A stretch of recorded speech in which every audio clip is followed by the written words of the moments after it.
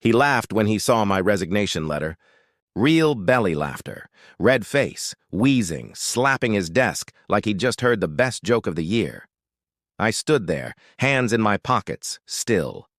Let him enjoy it. That was the last laugh he'd have in a long time. Then he flipped to the final line. His face, God, his face was shifted like someone pulled the floor out from under him. "Is this a joke?" he asked, voice brittle. I nodded once.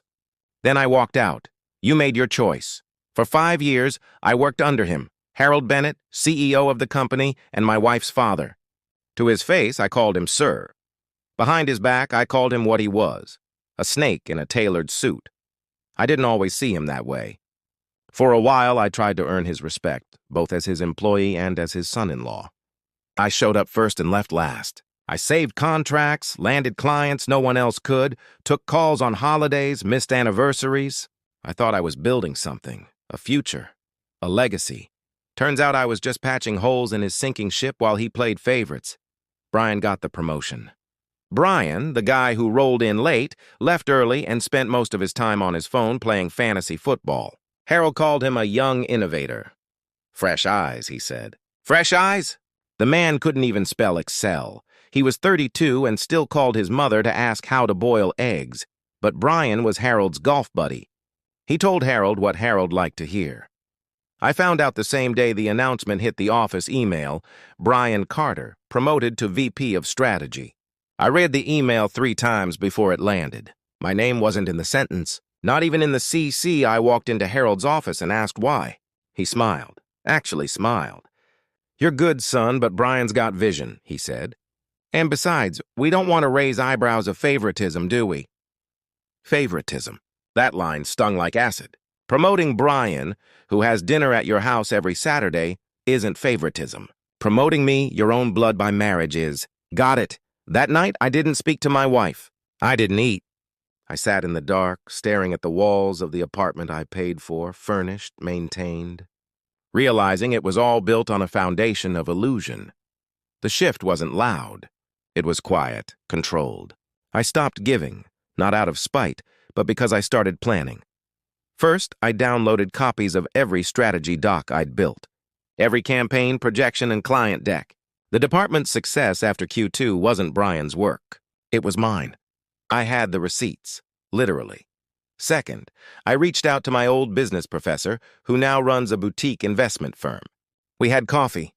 I showed him numbers. He liked them and offered to back a startup with me at the helm.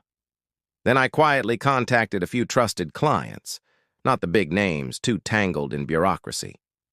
The smaller, agile ones who cared about service more than branding. I asked, if I moved, would you follow? The answers came quicker than I expected, absolutely. Wherever you go, you're the reason we stayed with Bennett & Co. And just like that, Harold's castle started to crack. I waited 3 weeks. 3 weeks of smiling, nodding, pretending. I even congratulated Brian at the office party and handed him a drink. He said, "Tough break, man," with a grin. That night, I emailed his assistant the wrong version of a client pitch deck, just enough to make Brian look sloppy. It worked. 3 weeks later, I printed the resignation letter. 3 pages.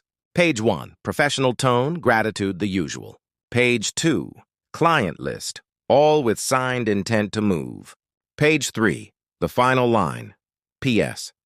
You didn't want to promote me because it would look like nepotism. I agree. So I'm taking the talent, the clients, and the revenue I built without your name attached to start something of my own. When he read that line, I saw it. The realization. That laugh died mid-choke.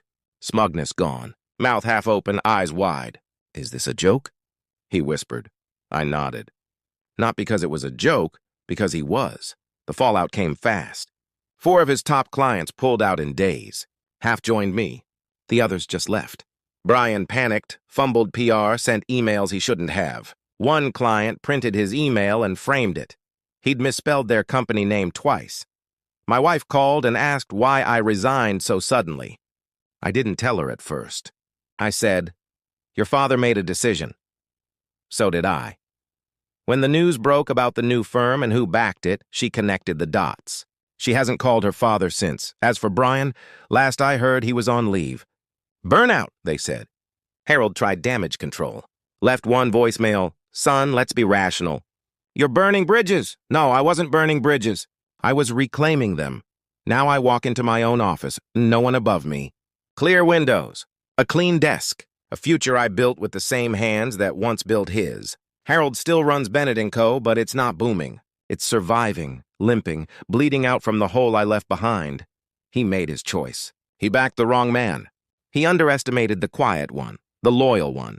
Now he watches my name climb, watches his clients sign with me, watches his daughter toast champagne at our launch party, smiling. Not for him, but for me. It's not revenge. It's clarity, and it tastes better than any promotion he could have handed me. You laughed. You chose him. Now you watch him drown.